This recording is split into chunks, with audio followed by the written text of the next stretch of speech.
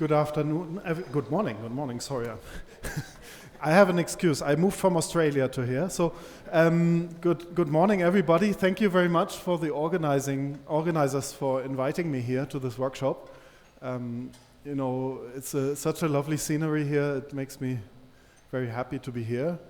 I would like to talk about some joint work with a lot of people, but the one person I want to emphasize here is Alexander Hahn, who is there in the audience. He's my PhD student, and he did a lot of fantastic work on this project. And he also had a very nice poster yesterday. So let me motivate the subject of my talk, bounding quantum dynamics.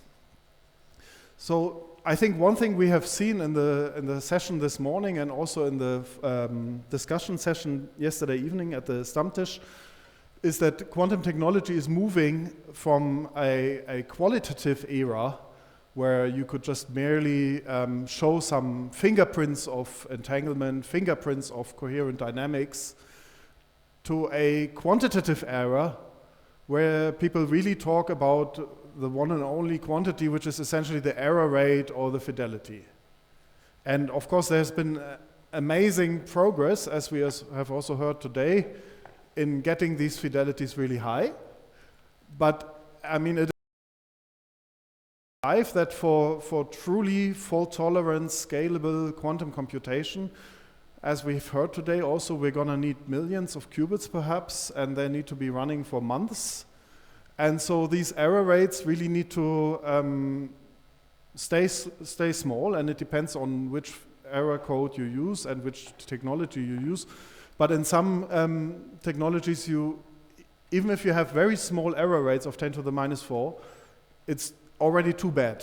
You kill your scalability. Your experiment is somewhat useless as a scalable quantum computer. So we're really moving into this hi-fi era. And where do these errors come from? Well, I suppose most of them at the moment come from some external noise. May it be noise in the laser pulses that we apply in the lab, may it be some coupling to some environment. But what I want to argue in my talk is that when we are getting these error rates down, and they're getting down at the moment, eventually systematic errors will become the bottleneck. And with systematic errors in particular, I mean model errors. So an example where this is already the case is transmon technology, where leakage is one of the dominant errors, and that is not an error that is caused by some external noise, but it's just because we are somehow defining our qubit in some low energy subspace and we're ignoring the higher energy levels. So this is an error we introduced by our systematic modeling of the system. And this really has to, I mean, I believe that this will become the bottleneck in the next 5 to 10 years or so. At the moment, I think external noise is still the key cause, but as we're getting this better and better, this will become a bottleneck. And if it doesn't, it means we fail at the program of building a fault-tolerant quantum computer. So once this becomes a bottleneck, this is interesting to me, because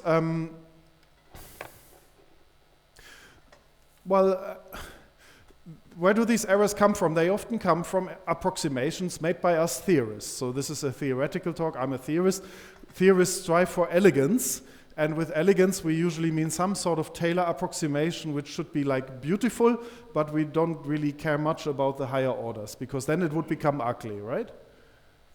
And in this talk I want to argue that we as theorists need to learn to go beyond this. So when you open a paper in quantum information, you often see one Hamiltonian, and then you see a sequence of 6 or 7 approximations, and then you get the Hamiltonian that is actually used in the lab.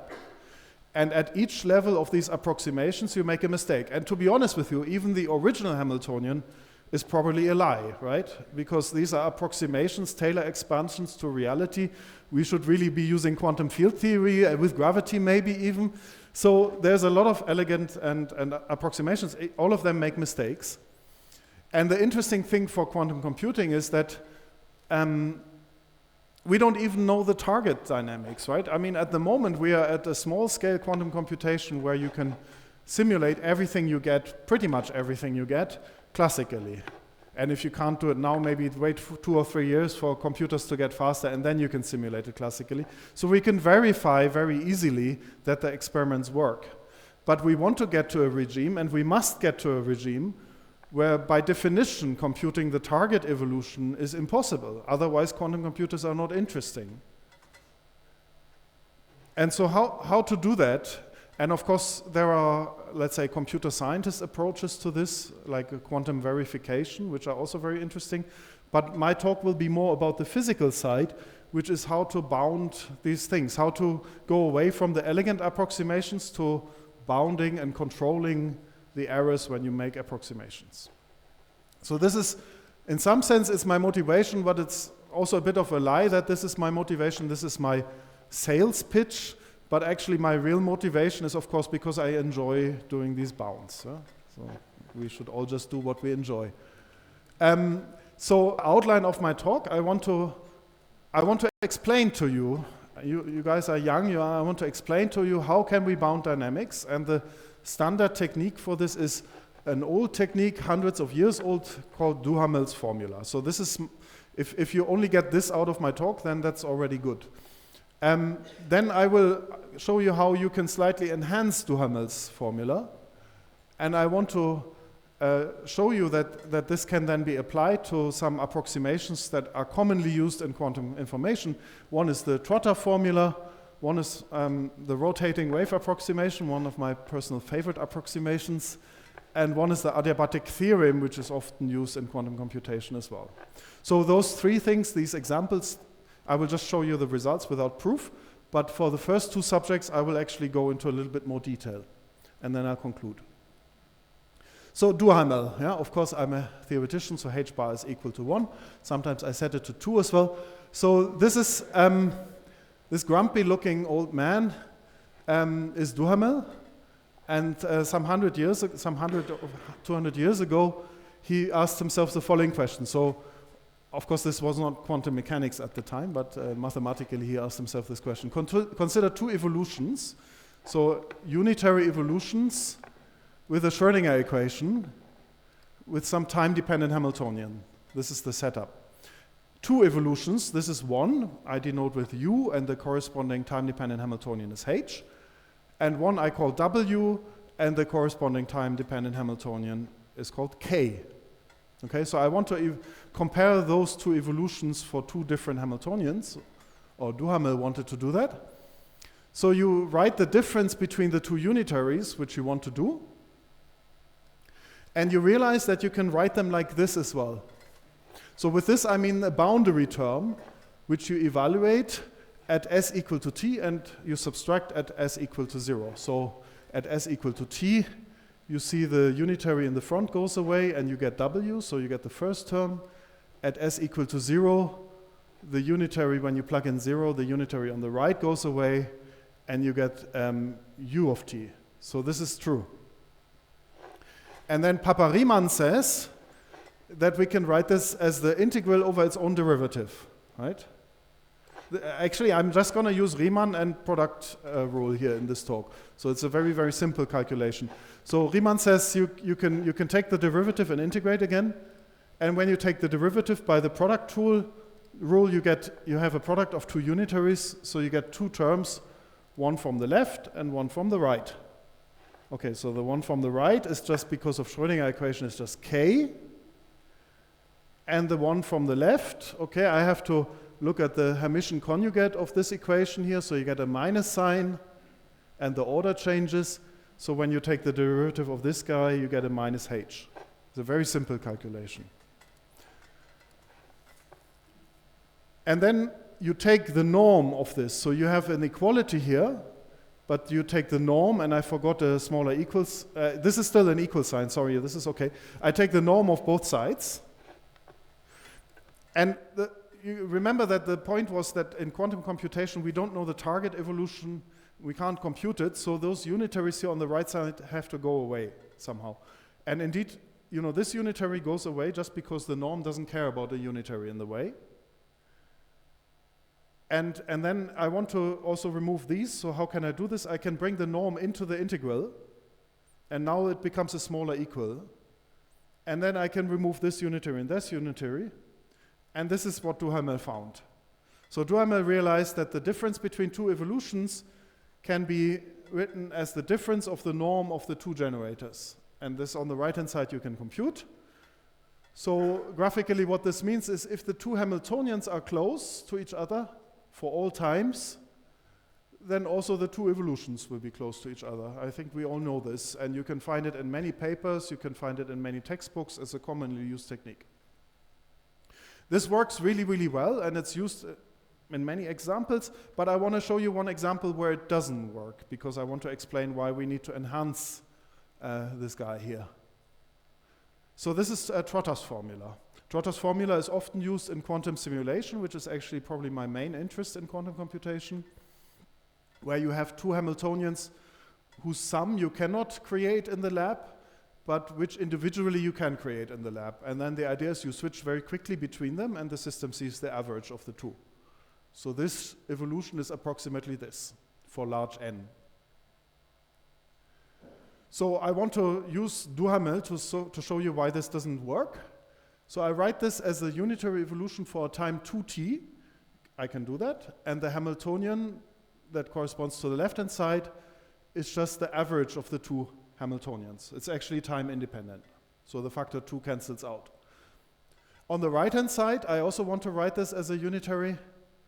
And if you write down the Hamiltonian that corresponds to this pulse sequence, AB, AB, AB, it is just a Hamiltonian that alternates between A and B.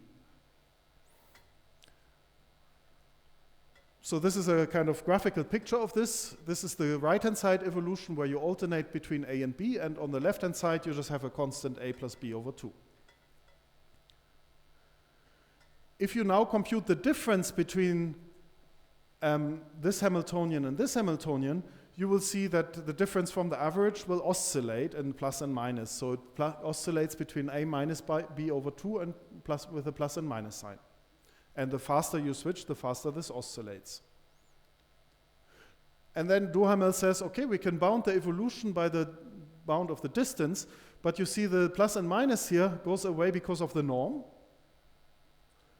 And you just get t times this A minus B over, and this is bad. This is bad because it doesn't actually, the distance between the two evolutions when you apply Duhamel doesn't go to 0 as n goes to infinity. So why is this happening and what's going wrong? Well, the problem is, the reason why Duhamel is bad is because we have an oscillatory Hamiltonian, you can see this here, and the norm is taken before the integral, so we don't get any chance of the evolution to average away.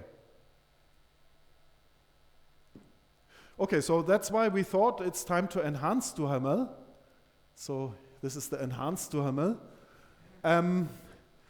And so we thought, how do we get back the oscillation? How do we take the integral before taking the norm? And this was very simple in some sense. We just wrote this as the derivative of the integral. So where s is this integral. We call this the integral action because that's the unit it has. It has units of an action. And then we do partial integration. So we have the derivative here, but we move the derivative to the left and to the right. We get a boundary term. I don't think I want to explain this in detail, but you get, again, when you take the derivative, you get something from the right, and from the left, the calculation is pretty much the same calculation as we did with Duhamel. But now you have an equality of the difference of the evolution that contains the integral of the difference of the two evolutions, this s. And now if you take norms, you get this inequality here, where on the left-hand side we have the difference of the two evolutions. And on the right-hand side, we have something that depends on the norm of the integral of the two. And so pictorially what happens is now the one Hamiltonian is actually allowed to oscillate wildly around the other. And as long as these oscillations average away, the evolution of the two will be similar to each other.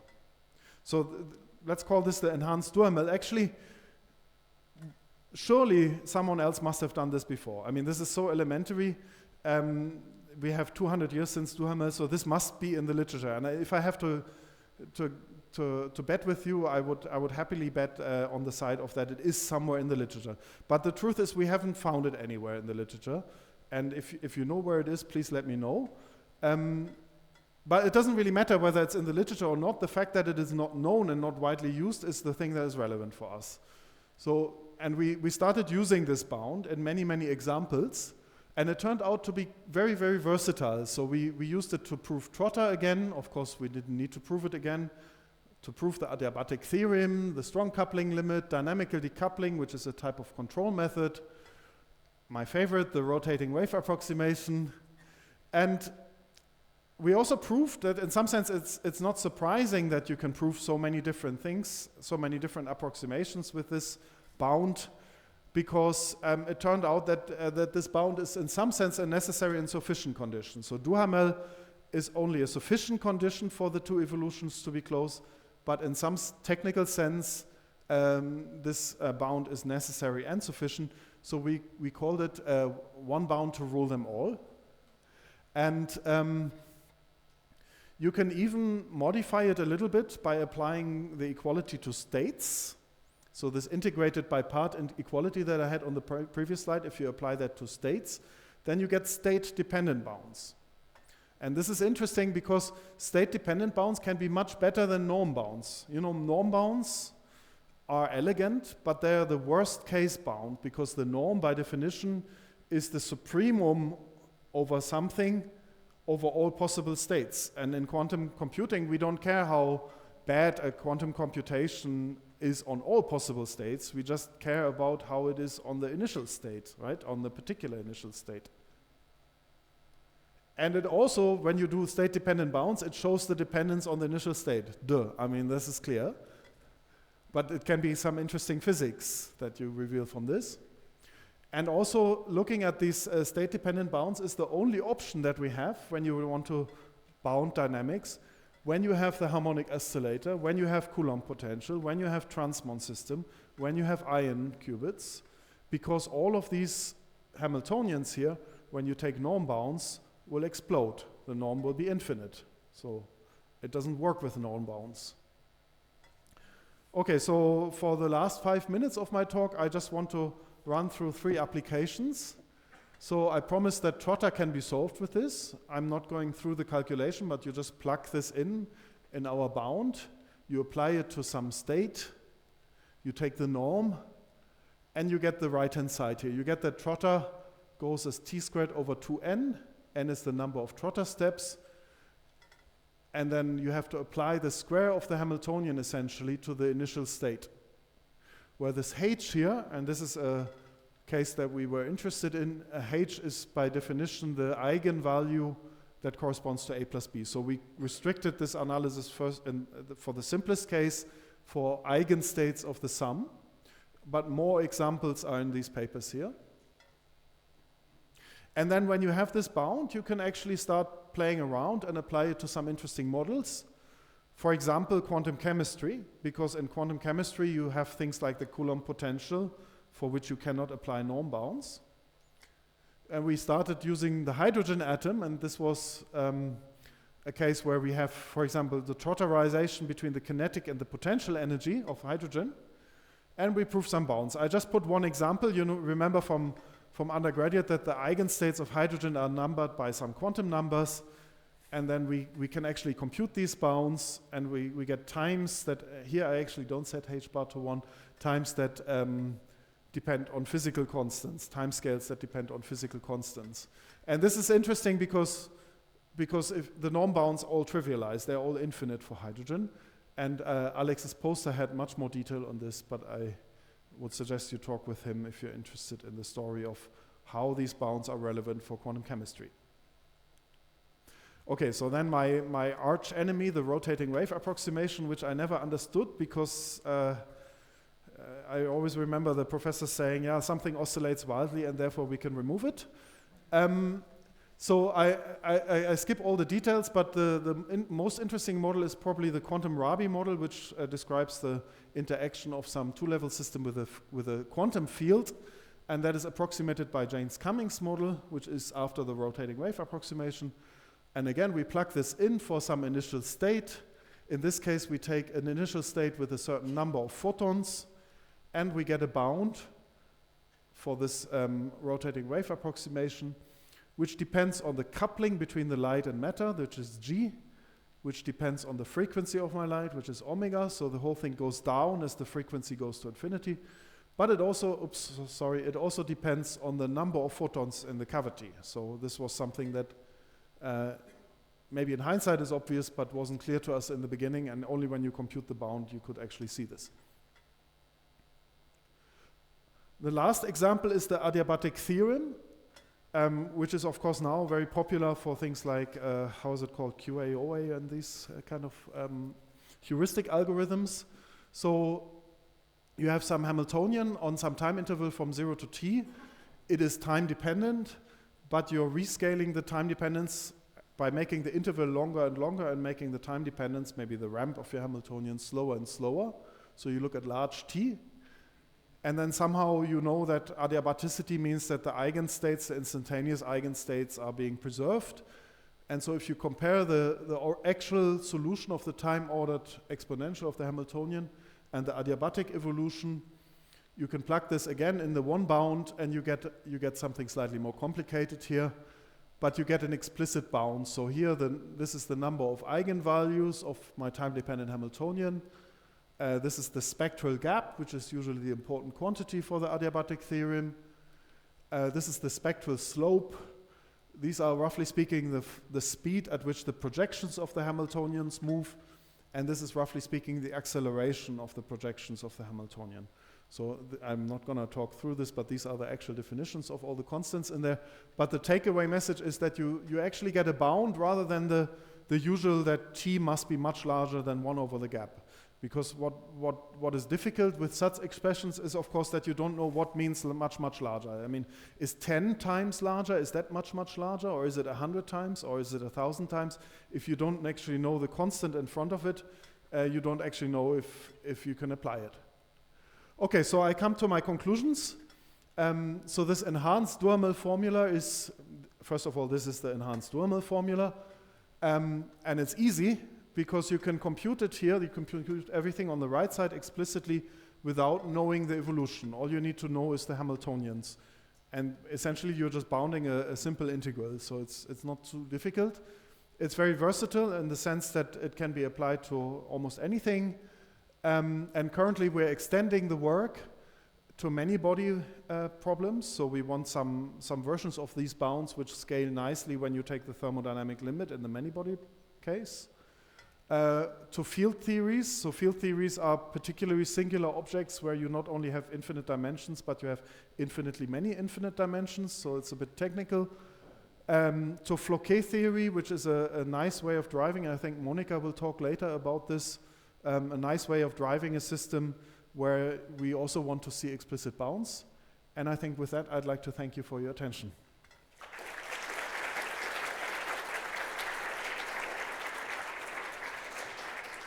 Thank you, Daniel, for a very nice talk. We have time for a couple of questions.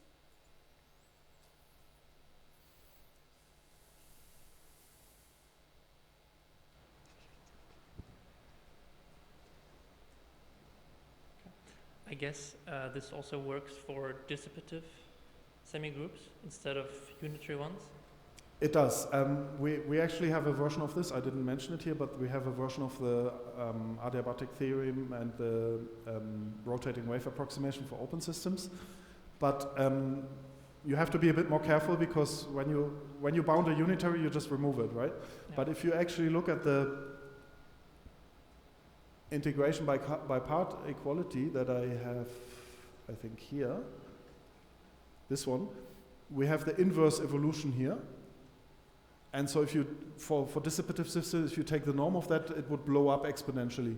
But the good thing is there's actually a forward evolution here, and if you combine them in a good way, then things will be okay. So yes, you can. So it works more or less the same in this? Pretty much the same, yes. Thank you. Yeah.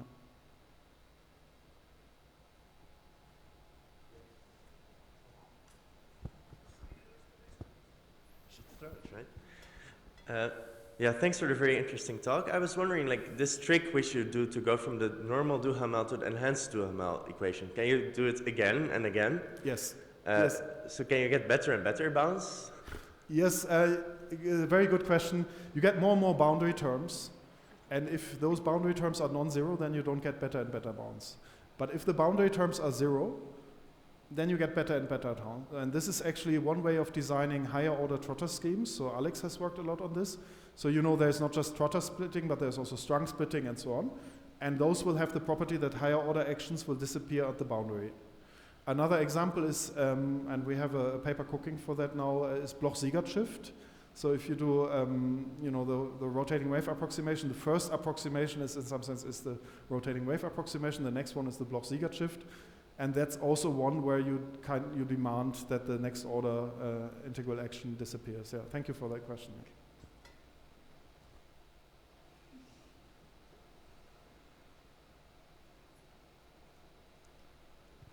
Okay, if there isn't any further question, let's thank Daniel.